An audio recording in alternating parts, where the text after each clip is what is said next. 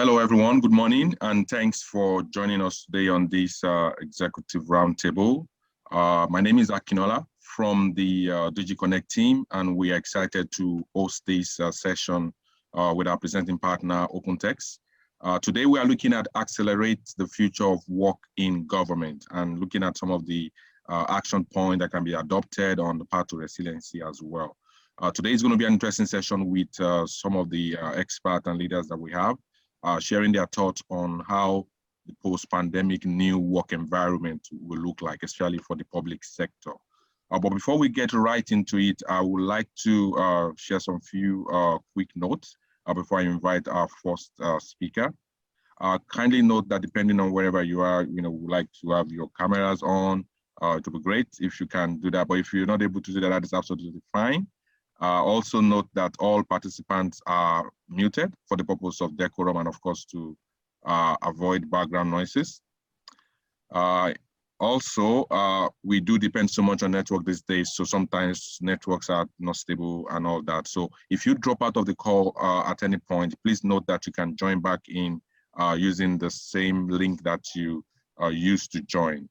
And last but not the least, we would like to make this session as interactive as possible. So we would like you to use the chat box to engage with our speakers. We'd like you to share your comment, be part of the conversation, and get involved in the discussion. So thank you very much. Without wasting much time, I would like to invite our first speaker today. That is in the person of Karim. Just a second. Okay, Karim Rizkallah. Karim is the Director of Solution Consulting for OpenText. Karim will be setting the tone for the event, and he will be taking us to the fireside chat as well as the panel discussion before we take the question and answers from the attendees. Hi, Karim, can you hear me? Yes, hi, AIUla. Thank you very much. Okay, please go ahead and share your screen. All right, thank you.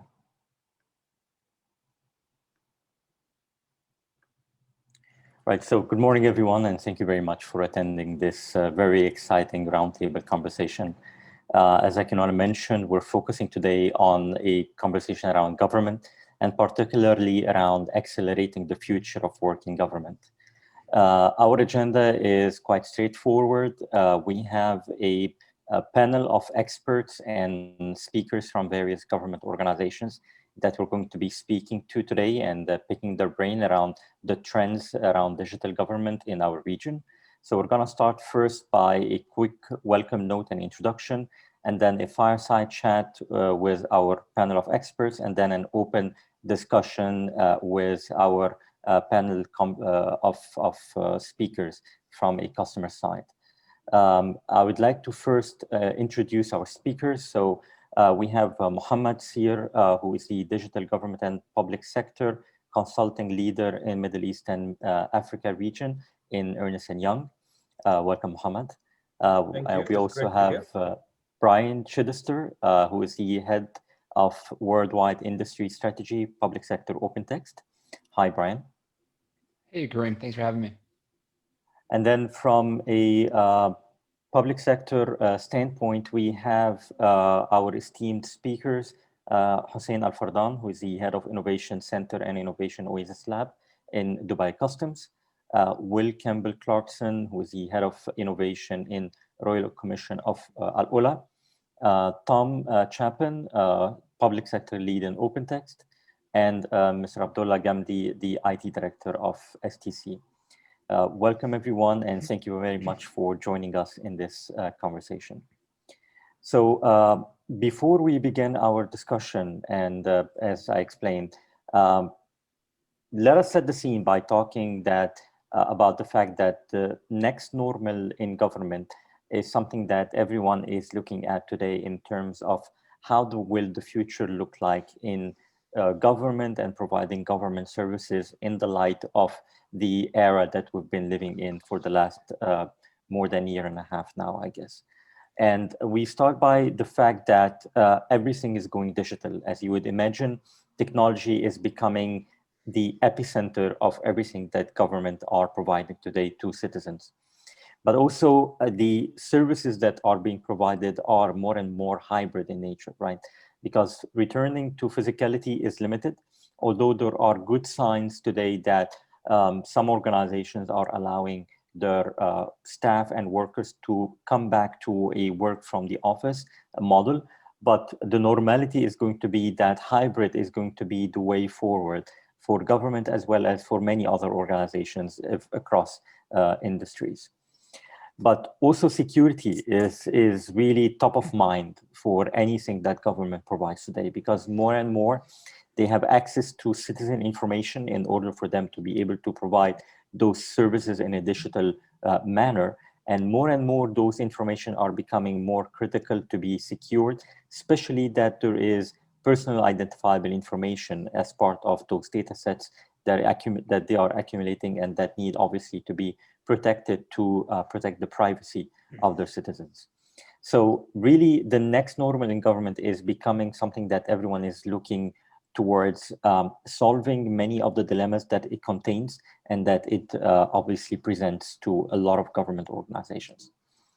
And if we look at some of the trends that are happening, particularly in the region of the GCC, we're looking at security, as we discussed, being something that is a top concern. So it's been estimated that from January 2020 to 2021, there's been 27% increase year over year on phishing sites. So today there are more than 2 million phishing sites that on a daily basis trying to aggregate information from users of those websites and obviously using them in a fraudulent manner. And there is on average, based on organizations that have been interviewed, that only on average 5% of content that is residing in any organization is protected, either from malware, from malicious access, or from even in unintentional leakage from any one of the government's employees themselves.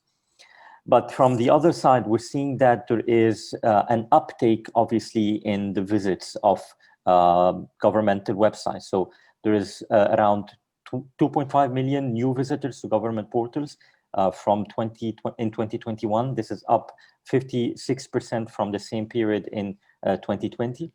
And again, based on interviews that have been conducted, around 89% of government executives saying that information that are being received through these government visits and that need to be shared amongst government entities is essential in order to improve the services that they're providing to the citizens. So data management and information management obviously is at the heart of exercises of this nature.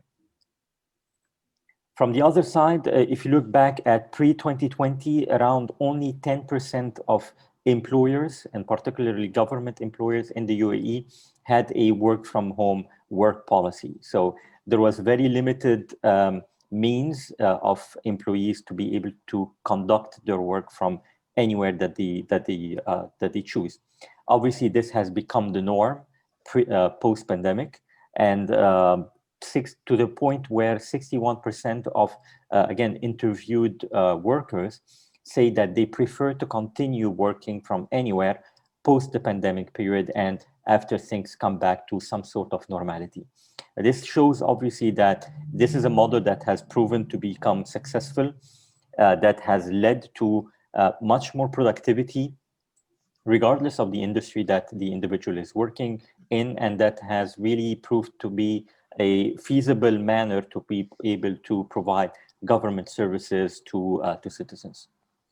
But obviously what this means is that these government entities need to start looking at new HR policies and procedures that allow for telework in a way that allow for employees to be able to do their work from the place of their choosing, but also giving them a tool and a set of systems and capabilities that would allow them to be able to collaborate together amongst themselves in order for business continuity to really thrive. So this is why we're saying that the future of work, we've been talking for a long time about the fact that future of work is changing, but the fact is that it's always changing and it keeps changing, and it is something that needs to adapt to the way that things are happening and the trends that are taking place. Now, if we talk about how do you, as a government organization, achieve success in an era such as this, This is where, from an OpenText standpoint, we talk to our customer organizations about 6 actions to adopt on the trajectory to resiliency. And it starts by cloud.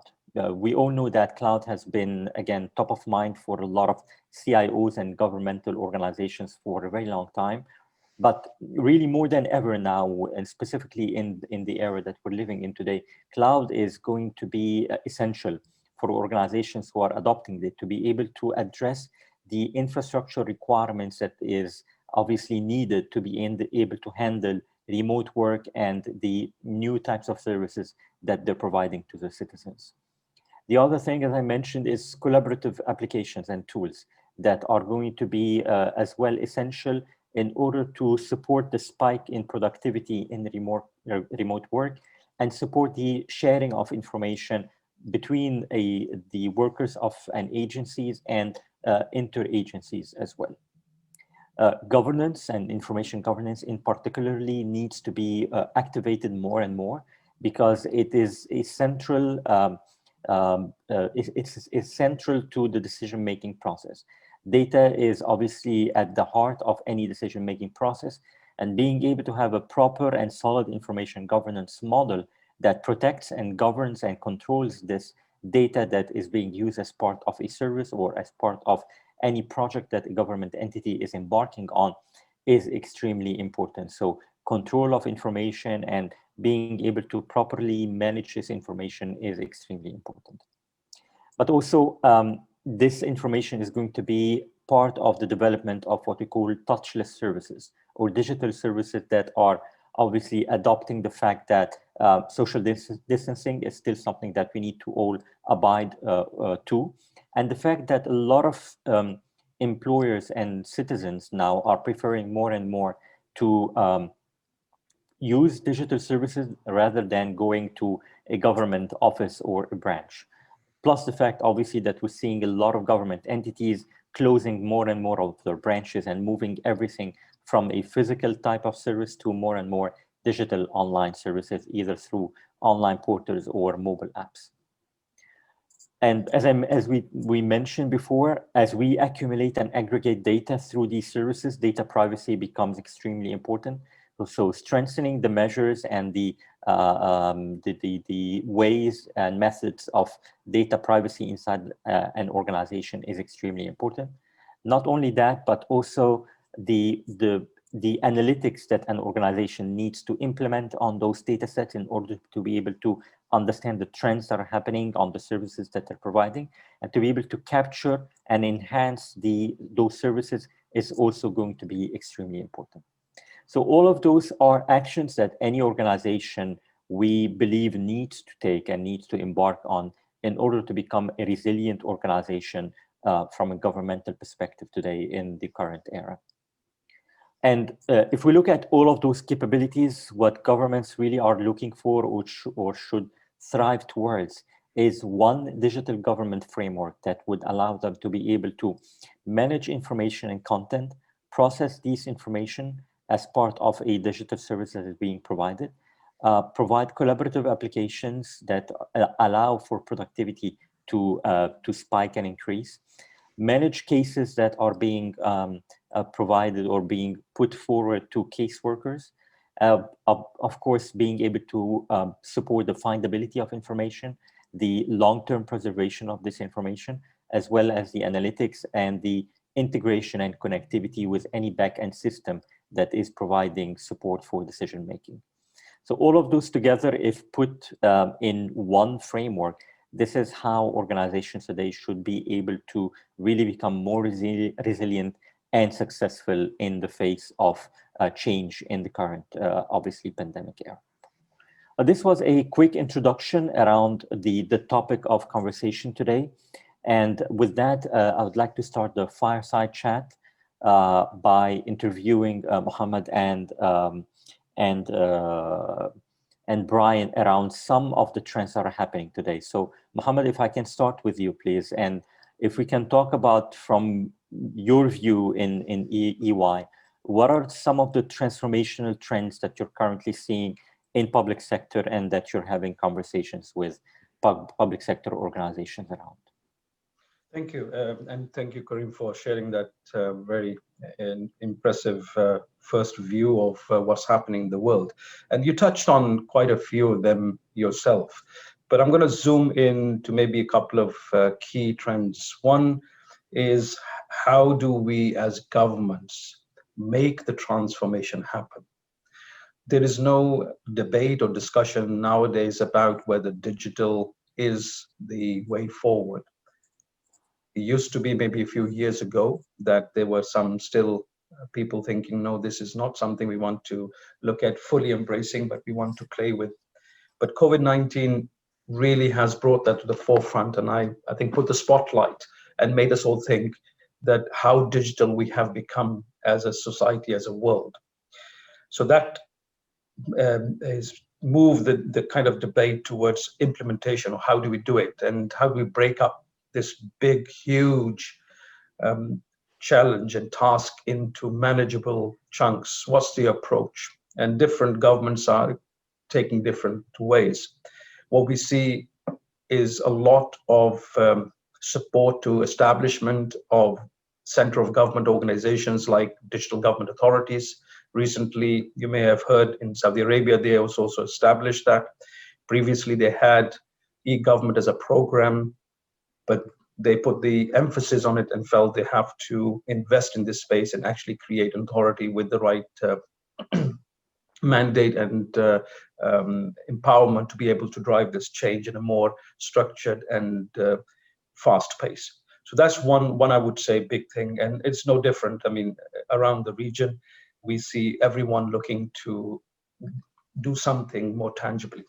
The second is, even though if you haven't established that agency, or you haven't looked at a way of driving the transformation in digital in government, there are still programs that exist.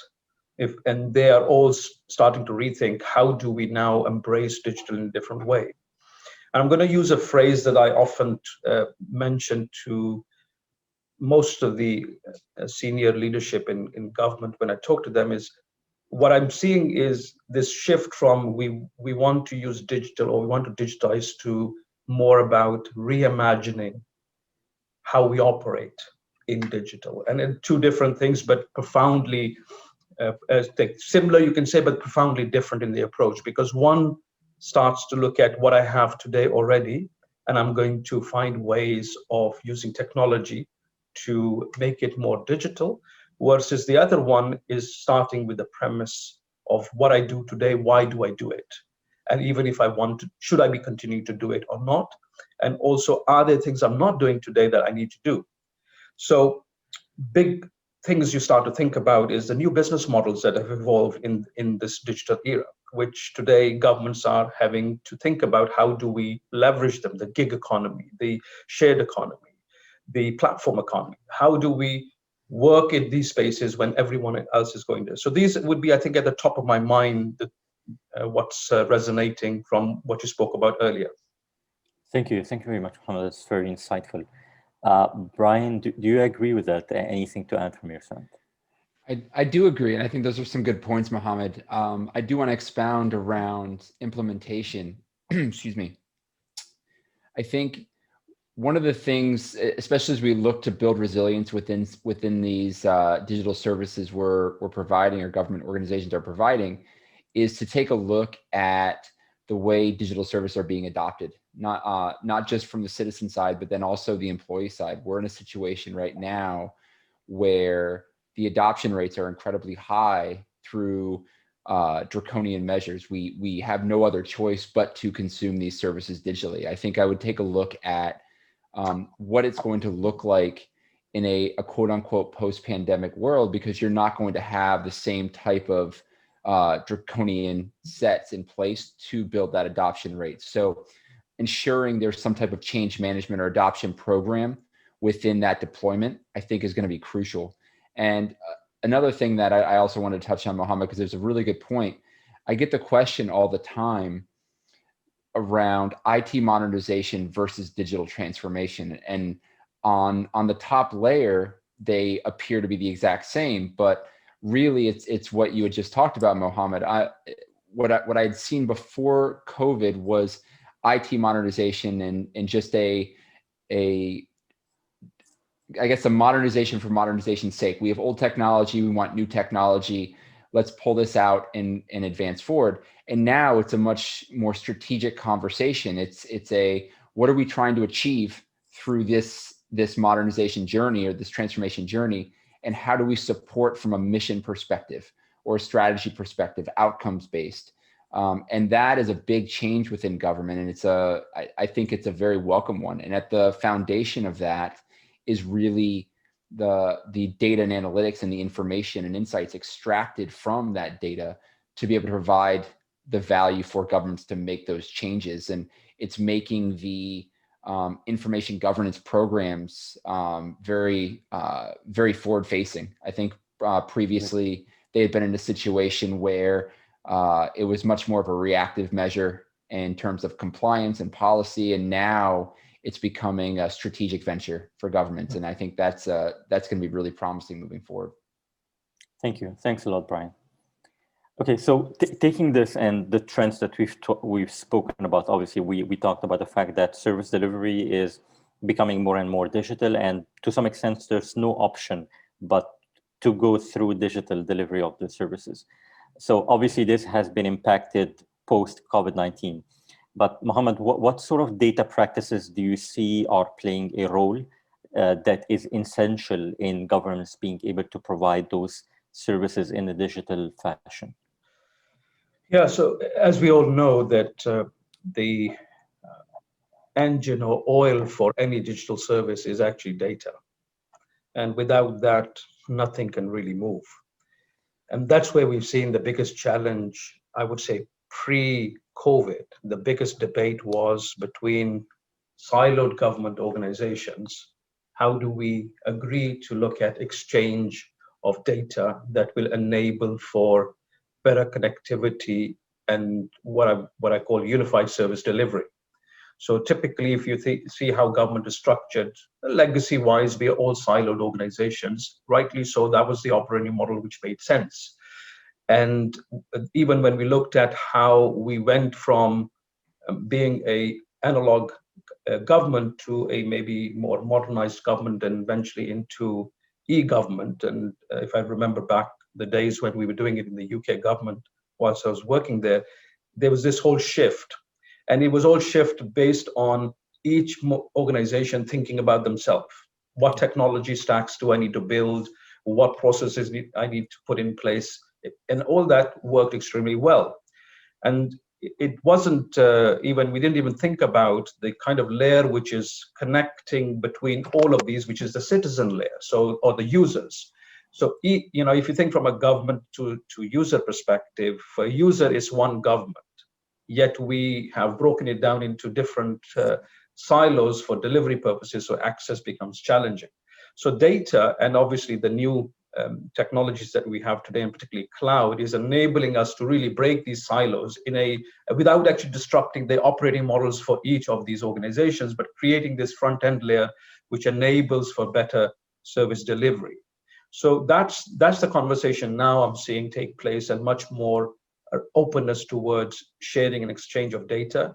And the Estonian principle, the once only principle, everyone is starting to think about how do we make it possible for users to give that data once and it's stored somehow and we don't have to ask for it again. Yeah. The other lens I would put on this, or a perspective, is this nature of proactive and predictive is starting to become much more talked about.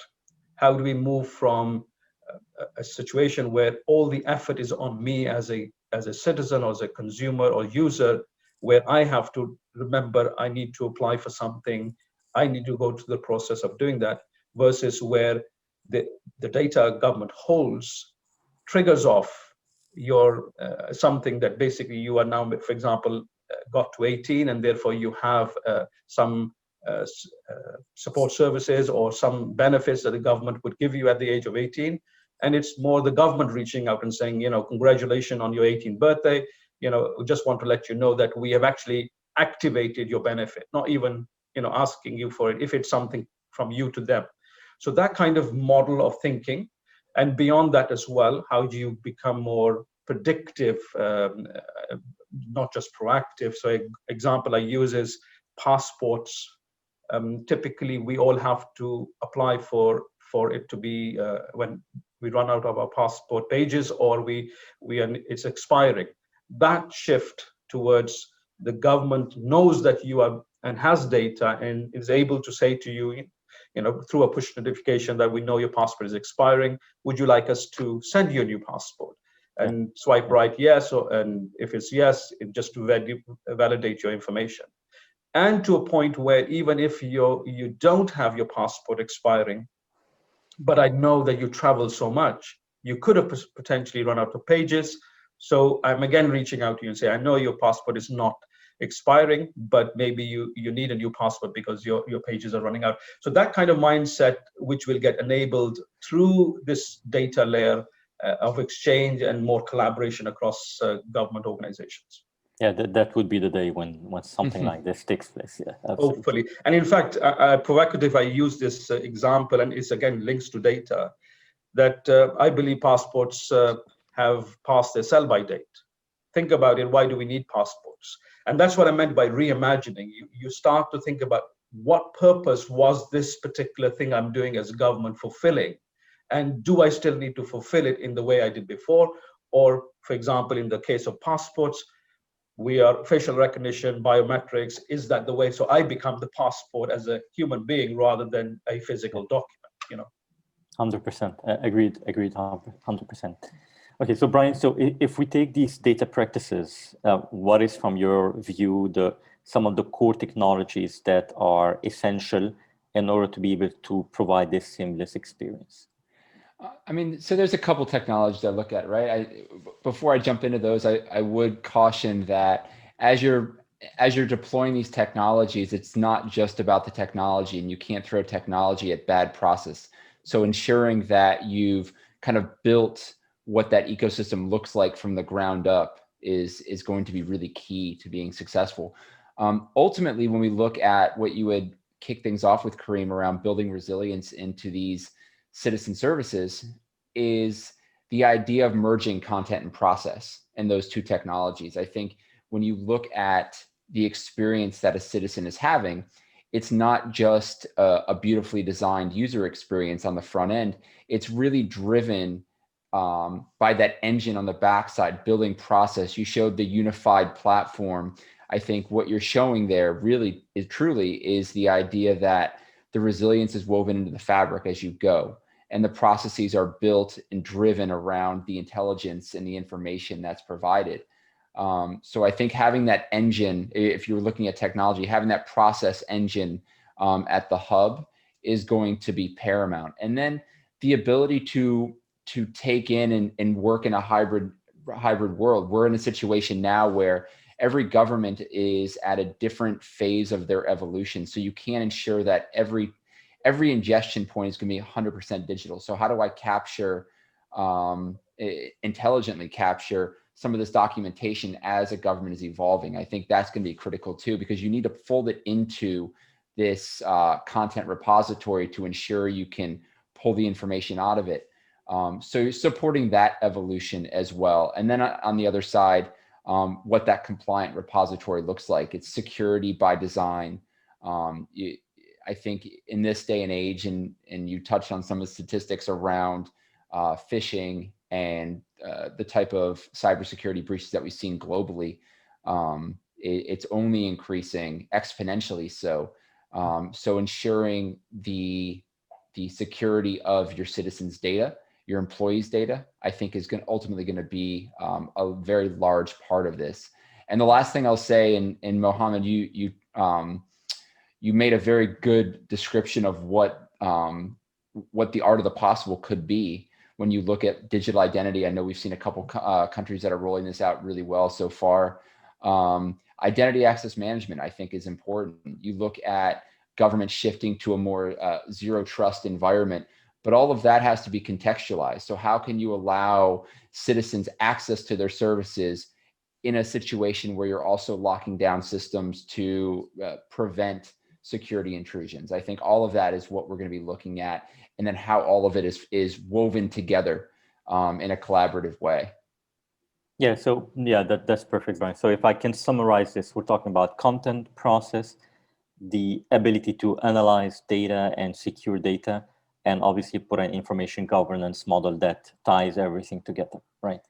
Absolutely. And I like how, Mohammed, I like how you touched on the proactiveness of what governments are shifting to, because that is absolutely a big thing that most, if not all, governments are really looking at. How can I stop being such a reactive entity and move into a more proactive entity on behalf of my citizens? And Karim, like you said, tying process and content together is at the core of that.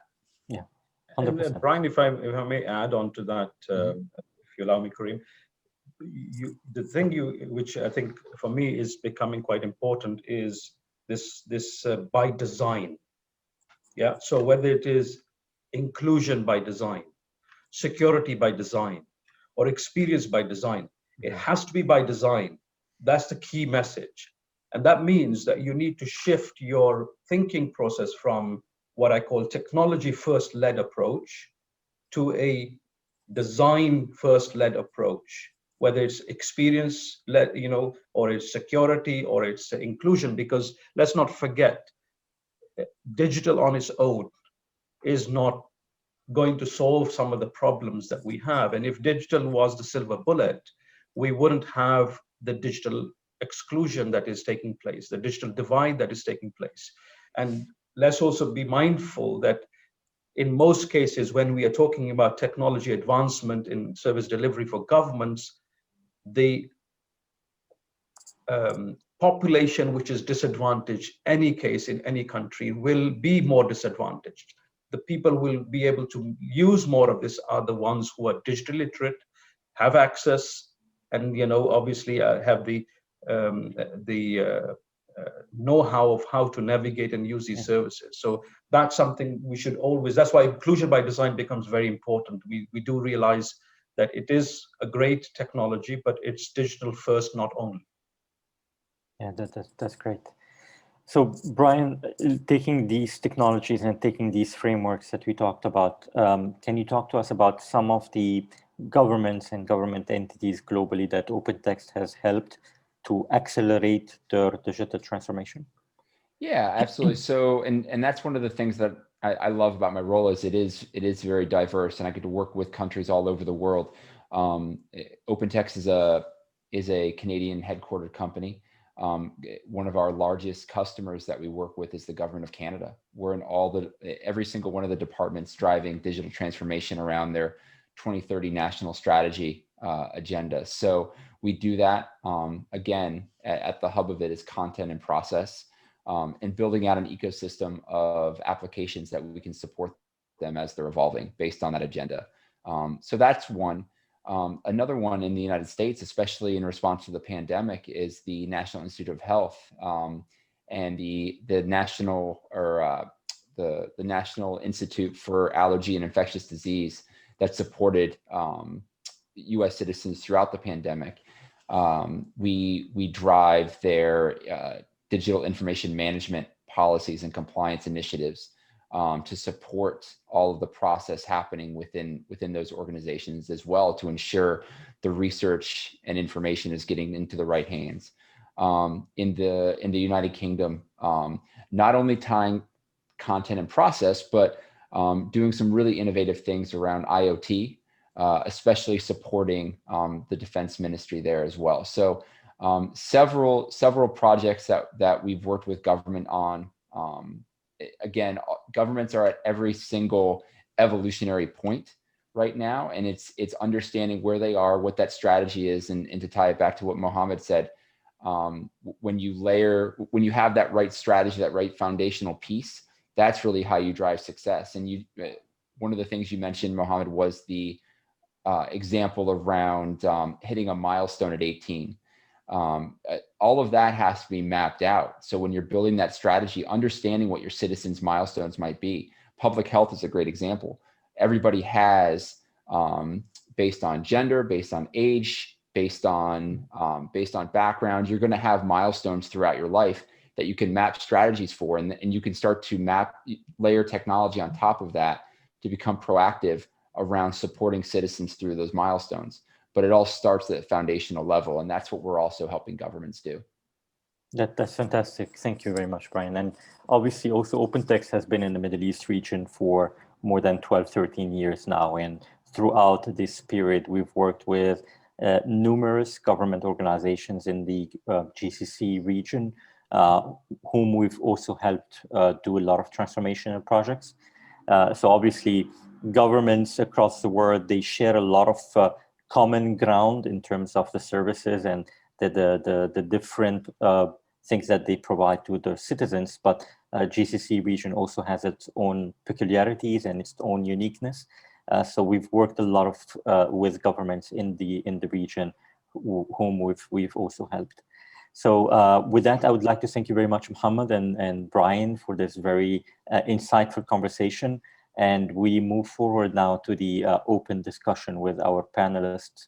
Hi, but before that, yeah, yes, I think we missed the poll earlier. If I can launch the poll to get the engagement before we move on to the open discussion.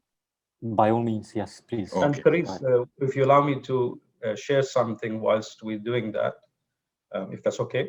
Yeah, so please participate on the poll while Mohammad is giving his final thoughts. So very quickly, one thing which I want to just share, that I know we talk a lot about digital, and of course that is a great way forward for us.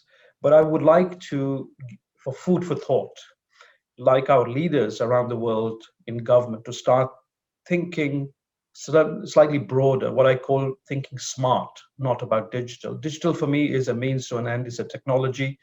And whilst it is really important, I feel that we are peg holding ourselves in a particular technology trend right now. If we move towards thinking smart, that means whatever is the right thing at that point in time, whether it's digital or it is another business model or other technology, it will make us think about that. And in thinking smart, that for the 5 principles I talk about and I feel we should be focusing on as governments, is to make our focus as governments what I call citizen life experiences. That addresses what Brian was saying. You will start to design proactively what good looks like for your citizens. And then number 2, to make your core around data analytics. So build your organization around that capability. And number 3 is move to an ecosystem-based model. Don't try to do everything yourself as government. You are great, but there are many other great organizations out there. And in fact, you can be the stimulator for the digital economy for your own countries. And number 3 is make digital by default your default, but not only. And finally is become obsessed with outcomes, not outputs, because then we will start to see true value coming through the whole value chain to our citizens and users. Thank you very much, Mohammad. That's very, very insightful. And I do agree with you, though, especially on all fronts, but especially on the last point, being obsessed with results and outcomes. I think without that, all of the efforts that governments are doing might be futile. So yeah, totally agreed. All right, so these are the results of the poll. I think the majority of participants are saying that process automation are amongst the top priorities in the coming year for supporting your digital transformation objectives. So that's obviously no surprise, and it's followed by AI and analytics, again, one of the core capabilities that Mohammad just spoken about. So thank you very much for your participation. And with that, I move to the panel conversation and open discussion around the next normal for government. With that, I would like to welcome back our panelists, Mr. Hussain Fardan, Mr. Abdullah Alghamdi, Mr. Will Kemble-Clarkson, and Tom Chapin from OpenText. Thank you very much, everyone, for your participation. And let me start with Hussain, please. How do you see today the government being transformed in the light of the pandemic? Taking the perspective of someone like yourself who's been in government for a long time, how do you see the changes that have happened in the last 18 months? Thank you guys for giving me this opportunity to participate with you guys. Regard your question, I have some something maybe people will not agree with me, but I think, I want to thank the pandemic that came to us that changed the Dubai rapidly in the past few months. So without the pandemic, we would do all of these moves that happens to Dubai recently. I remember this before the pandemic. Karim, I'm struggling to hear.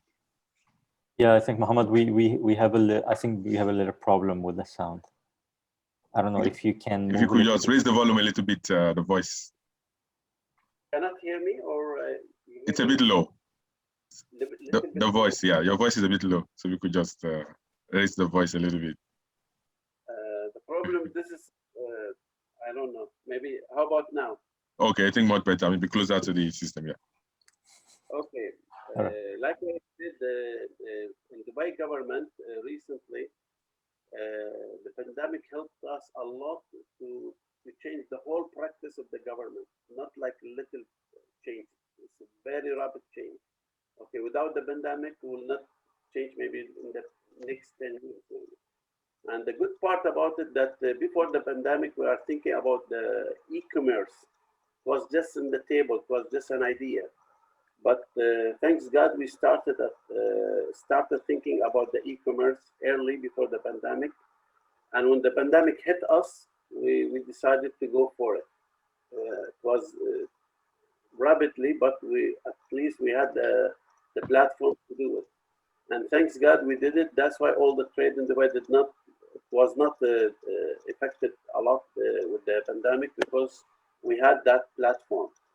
And like what I said, for the other thing, for example, the employee level, all the electronics or the smart digital applications start rolling, for example, for the HR, for the performance. Lots of change in a few months only. It's so good. It's like a dream for the people. And for private sector, for example, like Emirates Airlines, it took them like years to reach that level, but the government is only in one year. And now they will announce recently, after a few days, the paperless government. So the whole Dubai was zero. And this is all we have to thank the pandemic for that result, the rapid result in Dubai. Yeah, that's the hidden advantage of the time like this. Yeah, thank you very much, Hussain. If I can ask the same question to Abdullah. Abdullah is a legal advisor in STC, and if we can take the Saudi perspective from a government standpoint around how do you see the transformation happening?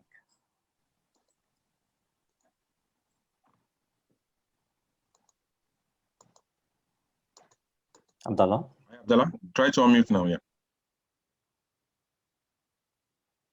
Thank you very much thank you very much for having me, and greetings to everyone. And I'd like to thank the organizers for arranging this very interesting event.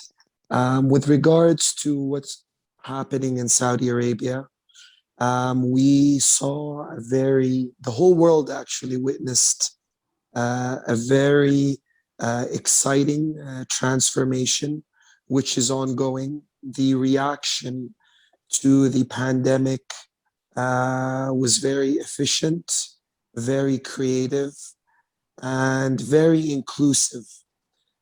For example, in terms of COVID treatments and monitoring and tracking of health issues during 2020, which are still ongoing.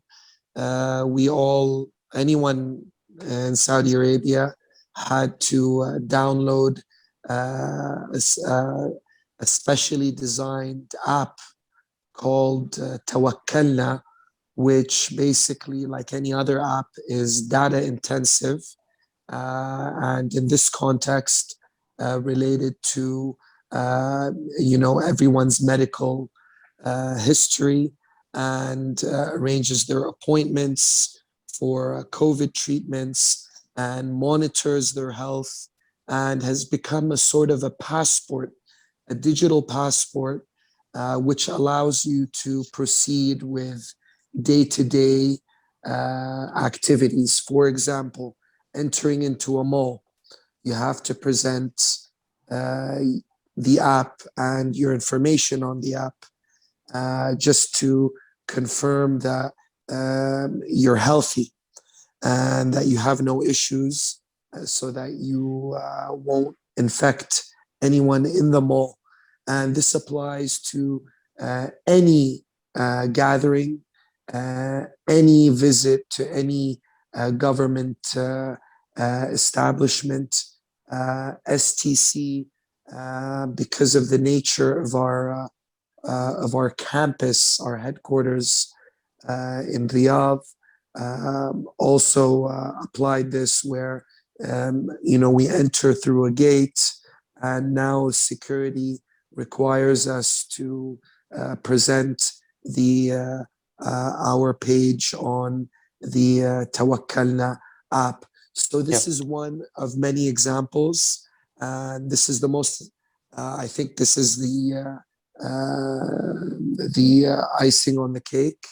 And many countries followed suit.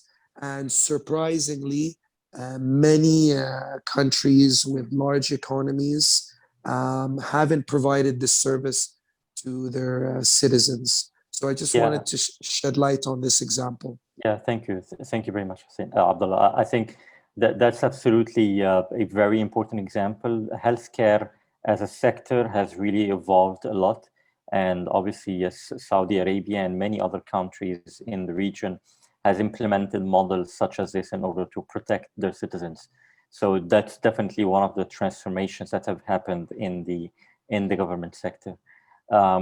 Will, from your perspective, in terms of service delivery, how do you see this being enhanced or impacted by the push towards digitalization? If we can get the perspective of Royal Commission of AIUla. Sure. Hi everyone, and yeah, it's great to be a part of this. I think I'll go back to some of the opening comments, which was, when we think about digital and we think about government, I think it's more helpful to not create a distinction between private sector and government.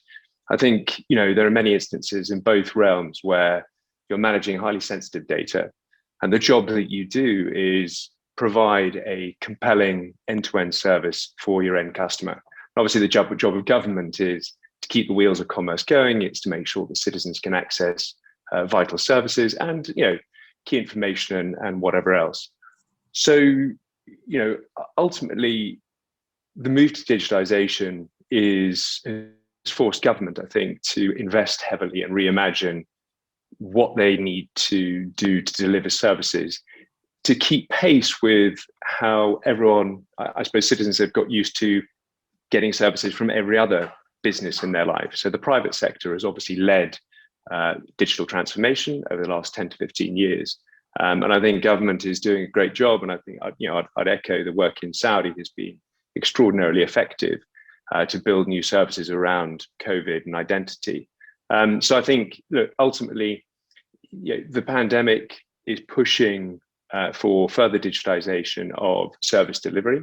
And that is, always going to be, I think, a good thing for customers. I think the difficult thing for governments is, of course, any change from one model to another model, analog to digital, is never necessarily a smooth one. So things break, things don't go well. If you're a taxi app, you get forgiven.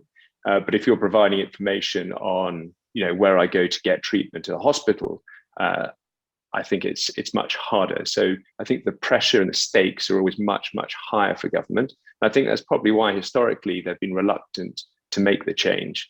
But I think, with the right governance, with the right expertise, and I think with the right attitude to safely experimenting, safely exploring new ways of modernizing services, citizens will ultimately be thankful that they go through a journey. And I think ultimately they'll also be forgiving that some things do go down sometimes, and sometimes services won't necessarily always work, but ultimately it's going to be in service of providing a far better end-to-end citizen experience. Thank you very much. Yeah, I totally agree with that. Hussain, do you agree with this view from the Saudi perspective, or how did Dubai Customs react to services that you are providing through this digitalization era? The good thing about Dubai, thanks God, before the pandemic, was just we are the step through what they call it, the agile. We brought a lot of companies from different countries to teach us about how the government department to become agile, and they showed us a lot of errors that we used to make to become agile. And thanks God, we realized our mistake, and we started like what I said, for example, the e-commerce. Started also the removing all the like what they call it, the jobs are not needed for like the next generation. For example, like I call it boring jobs, but it's not a boring job. It's just like the things that you do you repeat the same things that you do every day. These type of jobs, we start thinking about them that they cost the government a lot, and we have to replace them with the technology. And this is all before the pandemic, and at us, we learned our mistake even faster. We start moving through all these changes in digital transformation. And the good part that the government, they invest a lot of money for us to move forward. And plus, they gave us the platform. For example, the e-smart government. They gave us all the platform for free, like all the smart employee systems, lots of smart applications. We all get it for free because it will save also the government money. Instead of every department will have their own smart application, they had like a unified application for the whole government, and it was for free. That's why it was easy for the HR, for all our system to move rapidly also to the government smart application. Go ahead, please. Like what I said, the support of the government helped us a lot in the pandemic time, and we were little ready before that. Not ready completely, but we are in the beginning of like preparing for something like that. And thanks God, this company for the agile consultancy, they came to us before the pandemic, but because they showed us a lot of errors that we used to make before. Yeah, thank you very much. I think the example that you've given, Hussain, around standardization, that the Dubai government has chosen to standardize some platforms across the various entities is extremely important, because this is the way that you ensure the right level of service delivery, the right standards and procedures that everyone needs to follow, and that everyone is really working on par. So yeah, that's a great example. Thank you very much. The good part about it is blockchain, because all the reports and it will be in the government. Everybody can see other government reports. It's all linked. Okay, so blockchain has been one of the technologies that you have adopted as of late. Yeah. Okay, very interesting. So yeah, that's a very good segue, because next we talk about how governments are able to achieve the delivery of those services from an omni-channel perspective in a way that caters for all types of citizens. So if I can go back to Abdullah, and if you can talk to us about, from your perspective, how do you see delivery of services taking place today in a way that caters for the different types of citizens that exist in Saudi Arabia? Well, it's important when you're talking about omni-channel delivery to be as inclusive as possible and to be as accessible as possible. And the Saudi government has done a lot in this respect. I'd like to draw on one example, which is accessible for all citizens and non-citizens, anyone living in the kingdom. The Ministry of Interior, a few years back, I think it's about 5 years, created the Ipshir App. And the Ipshir App basically is, you can describe it as a marketplace with all of your government procedure channels in one place. So you log into Ipshir, and if you need to renew your driver's license, and if you need to finish procedures with related to your car, employees, the exit entry visas, personal status issues, marriage documents, certifying documents, that's all available through Ipshir. It's very easy to use, it's bilingual, and there's also a hotline if the need arises for you to speak to someone, for guidance. I think it's one of the best initiatives provided by the Saudi government in terms of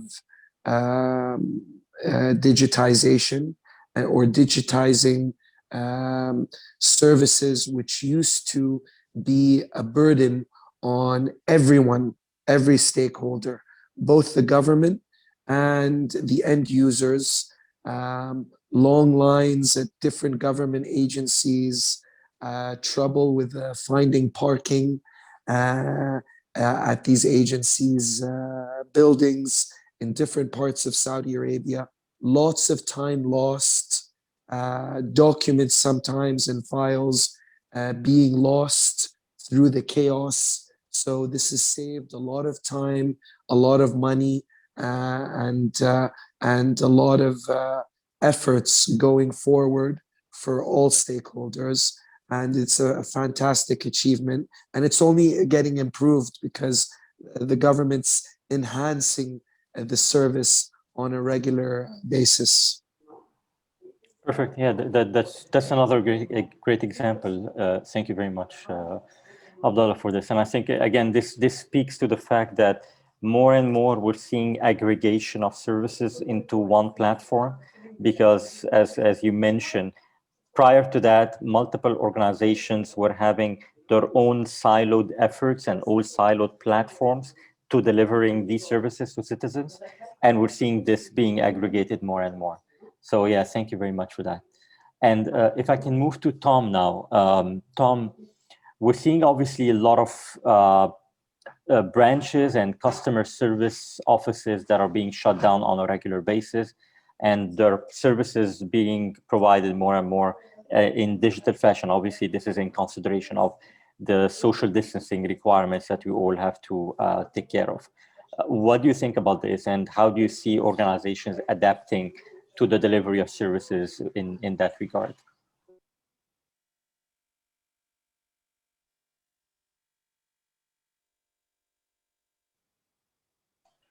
Tom, we can't hear you.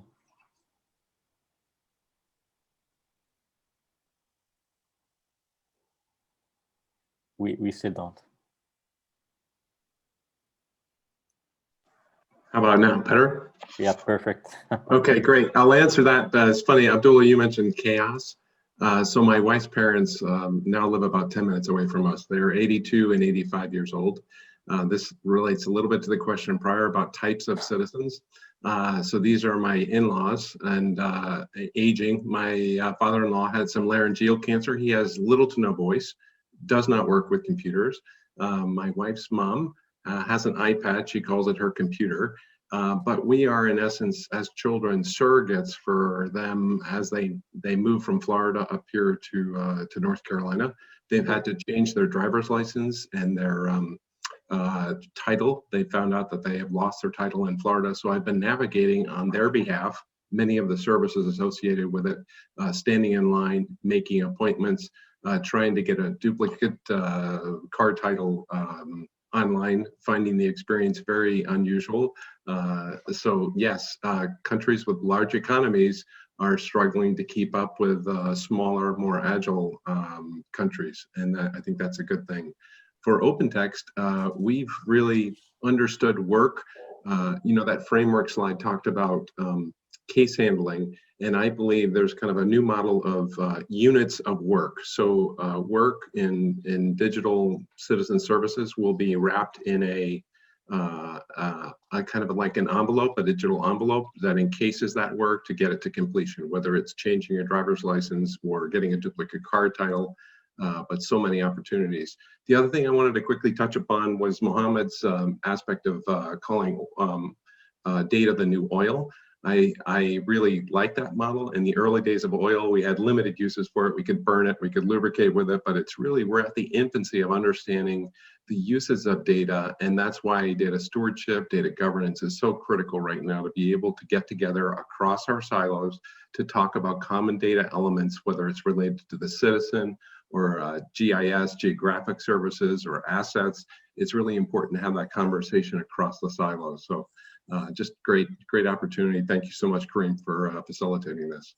Oh, thank you, Tom. I think it is very interesting to see that perspective as well, because as you're mentioning, and as Mohammad said as well, it's not really about going digital, right? It's about providing those services in the way that matches the way that a citizen is expecting to receive the service.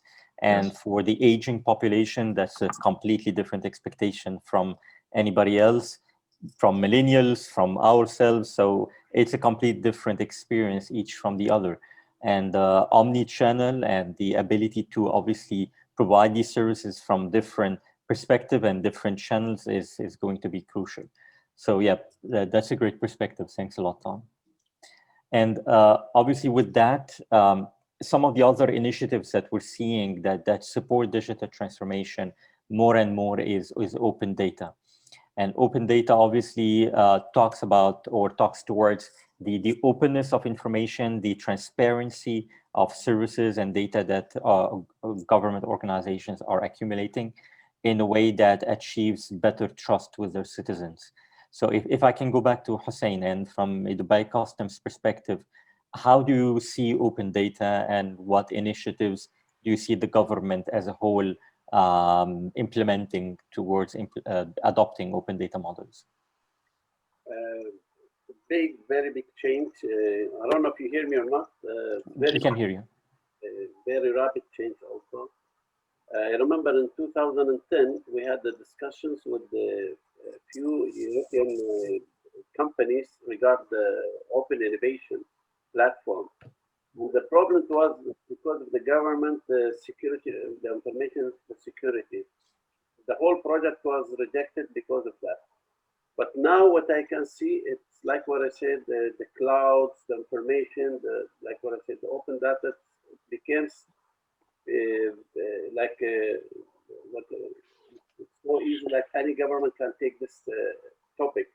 Why? Because the companies in Europe, they told us that the information that you don't want to show, hide, okay, but you can share everything you want, okay? Yeah. The services, whatever you want to share, you can share it. But some information you can keep it secured in your department. That's why the government, they became flexible now. And what I see in the past few months only, they don't even talk about it anymore because it's become normal now. That it's unified system, all the government, they know about each other, link services, blockchain, like what I said, it's all unified system. And now, thanks God, also recently, just 2 weeks ago, they unified even the password. You don't need to go through each system with different passwords. You have just one username, one password for all the system in Dubai government, which is amazing. So you don't need to, you will not forget your password anymore. This one password. or write it on a notepad. But so do you feel that open data has allowed for these government entities to be able to share information more together? Now it's more friendly because they realize that data is not like a Bible or something that you don't want to. It's easy like to secure it and to care of it, but the normal information for services, no, you can share no problem with either locally or international. Okay, perfect. And if I can get Will's view from across the borders, how does the Royal Commission of AIUla adopting open data, and what is your view around that?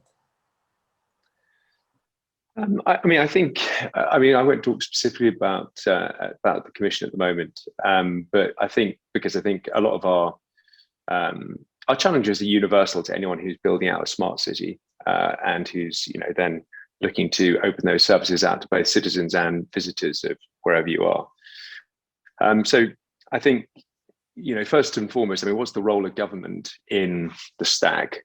When you think about open data, what are we saying? We're saying, well, what we're doing is we're making data available to third-party services or other government services to leverage that data to create value for citizens or visitors or whoever it might be. I think, our view is what's the key role for government in that is how do you provide secure interoperability? How do you provide the rails that mean that it's easy and secure for people, whether they're government entities or private entities, to build services on top of citizen data? And I think solving the identity problem is a huge one. And it's no surprise that both Ipshir and Tawakkana were mentioned as examples of how innovation has been driven in the kingdom, because identity is largely solved. And once you've got identity, it means that I can plug into any service I want and give permission for data to be shared securely and in a standardized format between two different entities. And that is where innovation and opportunity can grow. So when we're thinking about AIUla, we're sort of first and foremost thinking about how can we use citizen data to improve access to critical services. Like, that's the primary job of government, making sure that citizens are happy, healthy, well-housed, educated, and all those sort of fundamental parts of being a citizen are taken care of. And you can only do that by making it easy for them to be able to move data from one government service to another. And like I said, that's largely being taken care of at the center. Then from an open data point of view, it's like, okay, well, now that we've got some of those foundational elements of how we govern our city sorted, how can we then think about how we can allow third parties to build on top of that data to provide better services? So whether that's private healthcare, or it's private tuition, or it's private vehicles, how can we allow people arriving from a different country who have got different vaccination certificates or different identities to come and plug into both the citizen? So if they have a health emergency, they can get to a hospital and the doctor knows immediately if this person is diabetic and allergic to whatever they might be allergic to. But on the upside, we know that this person has arrived and they're of a certain age and they have certain tastes, they have certain travel requirements, that they're meeting children in the location. We know where they're staying. So we can start to anticipate what kind of a service these people will need. We'll know that if they're hard of hearing or hard of sight, when they arrive in a museum, we can ensure that how information is presented to them is fit for what their particular needs are. So I think it's I guess just as a general digital point, clearly open data is absolutely critical, because by taking information from lots of different silos and being able to pull it together in a way that creates value for citizens is a fantastic way to really sort of reimagine what digital services look like. The role of government in that stack is to say, well, what are the things at the center of government that only we as government can do? Well, identity, health, are the two big ones, like sort of super sensitive information, right? How do we make sure that we are building the rails that allow us to deliver services efficiently and safely, but also be open-minded and design the, I suppose, the interfaces and solutions to allow private sectors to innovate effectively on top of that data to create even better services for the people that live and visit the kingdom. Yeah, thanks a lot, Will. I think it's no surprise that we're seeing common themes between what you're talking about and what Hussain has been talking about, in the fact that open data and data interchangeability between government agencies is going to be the future in order to be able to provide these sort of services, because one service depends on information that is coming from another governmental entity. So yeah, that's a common theme, and I think it's very clear.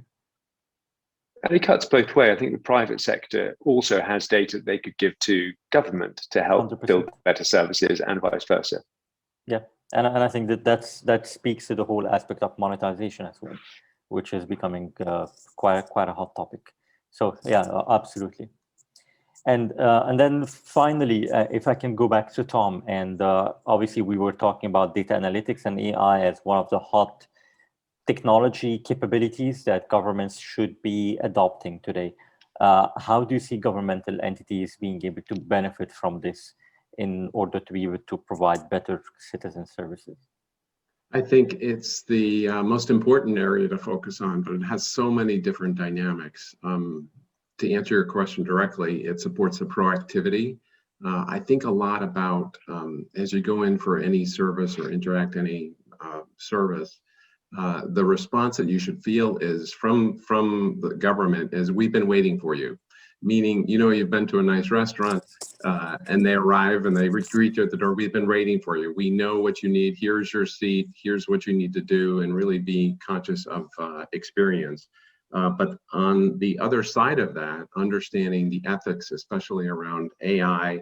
So I'm just going to read off some terms which are critically important to the development of especially AI systems. So ethics, transparency, autonomous machines, being able to be accountable and trustworthy. Trustworthiness in government is going to be a vital part of any experience to understand when things are going right and when things are going wrong. How do you provide the accountability and so on through it? But so much opportunity. And just to close the loop back to the oil as the new data and innovation happening around what happens with that oil. How do you use it? How do you refine it? How do you apply it to new problems? So important across governments today. So thanks, Karim. Any other follow-ups there? Yeah, maybe if I can, I think, Mohammad, you spoke a lot about analytics. Can you give us any final remarks around how government can implement analytics? I think it comes back to the same, building the capability at the core level of government, number one. Number two, driving the awareness and knowledge building and capability building across government, because right now, the level of maturity when it comes to even data management is very low. Some great initiatives are being taken place by government organizations to embed the culture of data management and move towards data-driven decision-making. So that is going to be predicated on having the right information at the right time in the right hands. So that will itself then lead to the next level of maturity, which is how do you build on top of having all this information and having the capability to be able to do, analytics. And that leads into obviously AI, etc. If you don't have that capability, you're not able to build that. So inwardly, governments need to really think about how they build these capabilities. There's some great initiative, like in Saudi Arabia, for example, they've made it mandatory for all government agencies to have a data management office, and they've put together some maturity levels. So you will have a chief data officer, for example. And once the culture gets built and diffused in the organization, you will start to see less of it being a top-down driven approach will become more of a organic DNA-based modeling, because we would see as government and policymakers the benefit of that. I just want to mention one thing. It's important to, which most of the speakers have touched on.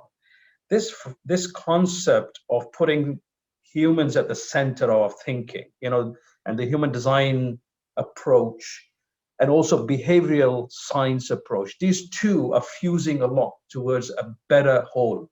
And that's where I'm seeing the value that is going to come in the future for our users. And this shift from thinking very siloed that I'm government and I'm private sector. Take a step back and think as yourself as a user who has a need. That total fulfillment concept of a need, like starting a business, cannot happen unless there's a fusion of the private and government together. And what I am advocating is we need to move towards, and someone meant the bundling of these services together, towards what's a life-centric service model. So you have identified certain services that you want to provide as a service, like starting a business could become a service, which who owns the full service fulfillment is possible for it to be between the private sector, the third sector, and the government sector.